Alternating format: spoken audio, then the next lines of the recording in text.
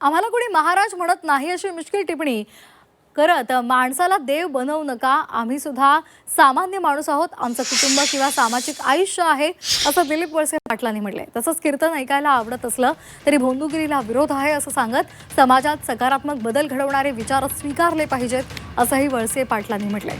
आंबेगाव तालुक्यातील गिरवली इथे माजी मंत्री आमदार दिलीप वळसे पाटील हे बोलत असताना त्यांनी हे विधान केले। आम्हाला कोणी महाराज म्हणत नाही, म्हणायचे विधानसभेचा अध्यक्ष असताना अध्यक्ष महाराज, अध्यक्ष महोदय, तसं बाहेर कोणी म्हणत नाही। आणि आम्ही महाराज नाही, आम्ही माणूस आहोत, आम्हाला माणसासारखंच राहू द्या। आम्हाला आमचं घर, प्रपंच, कुटुंब सगळं आहे। पण गेली 40 वर्ष सार्वजनिक जीवनामध्ये वावरल्यानंतर आज माझ्यासारख्याच्या मनामध्ये कुठेही गर्व नाही, कुठलाही मी फार मोठा आहे असं नाही।